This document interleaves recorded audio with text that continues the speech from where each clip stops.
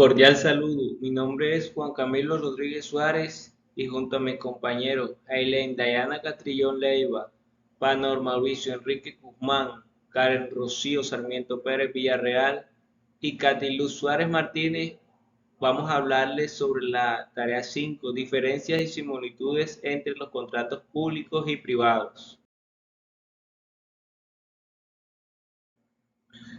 Los temas para tratar en esta tarea son los siguientes. Diferencias entre el contrato público y privado. Partes del contrato público y privado. Principios del contrato público y privado. Tipos o clasificación de contratos públicos y privados. Responsabilidades por incumplimiento del contrato público y privado. Y también hay que explicar la aplicación del principio de igualdad e interés general y particular. Diferencias entre el contrato público y privado. Cuando hablamos de contrato público hacemos referencia a aquellos contratos que se celebran entre el Estado y los particulares. El Estado hace esto con el fin de cumplir con las necesidades estatales.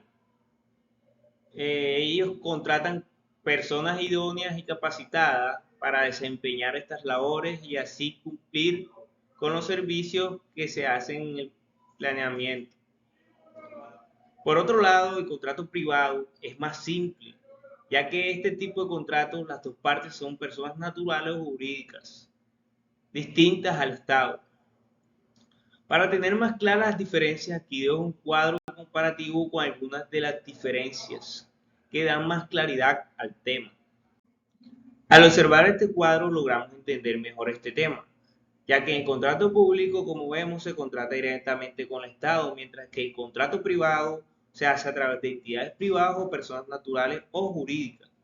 En el contrato público también se requieren una serie de trámites legales, mientras que en el contrato privado la contratación es más fácil, ya que no requiere tanto trámite. En el contrato público se realiza mediante un proceso de licitación pública, mientras que en el contrato privado pueden hacerlo de forma privada o directa. El contrato público, y este es uno de los más importantes, busca un beneficio social, mientras que el contrato privado busca un beneficio propio empresarial. La financiación en el contrato público se hace a través de entidades estatales, mientras que en el contrato privado la financiación es a través de inversionistas privados. Y para no ampliar el tema, es que el contrato público busca los recursos por medio de la gestión de entidades estatales, mientras que en el contrato privado se buscan inversionistas o utilidades de la misma empresa.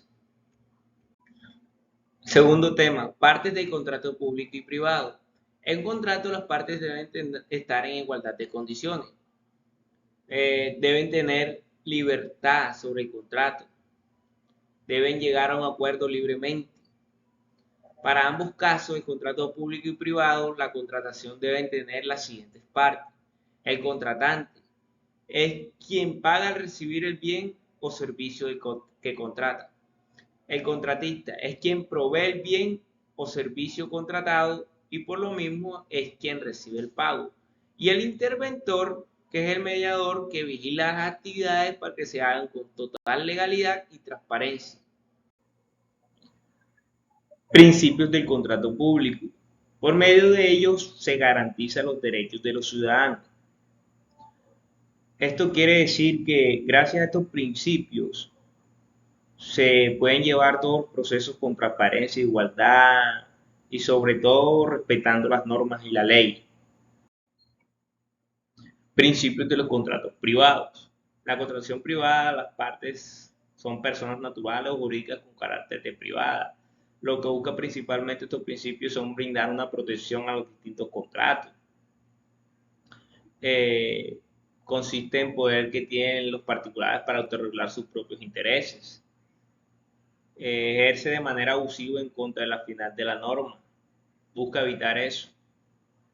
Entre otras muchas razones por las cuales están estos principios.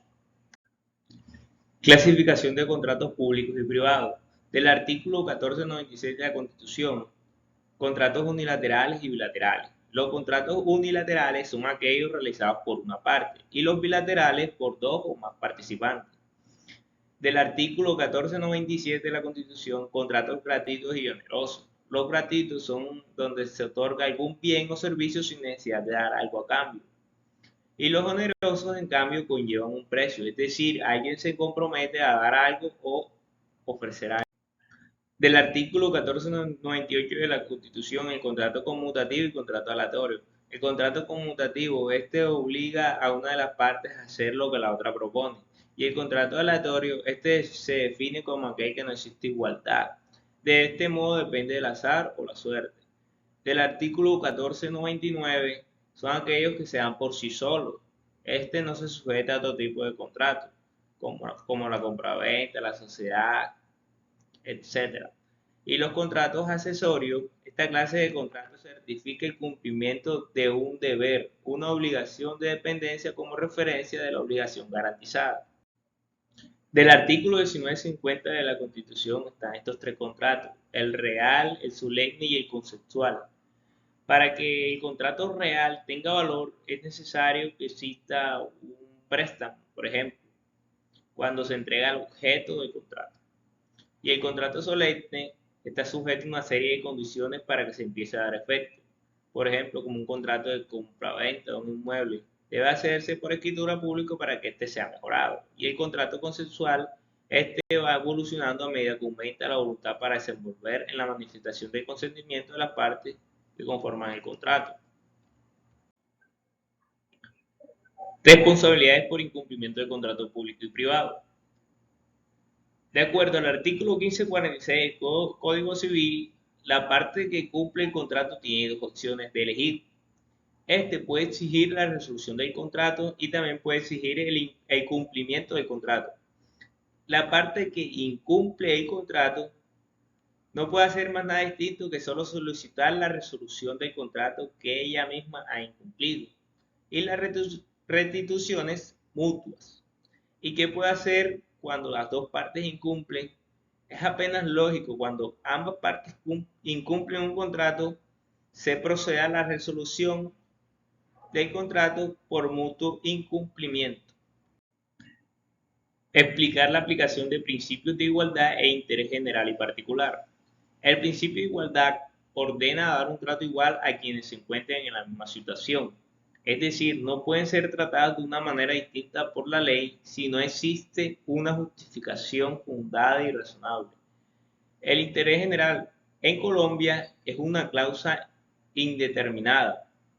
Este se relaciona inmediatamente con la definición de Estado como derecho social, donde más bien se centra en debates políticos y sociales con la existencia de servicios públicos, reglamentos y leyes de orden público.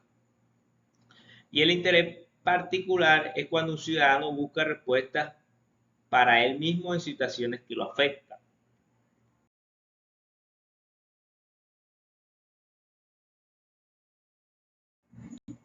Muchas gracias.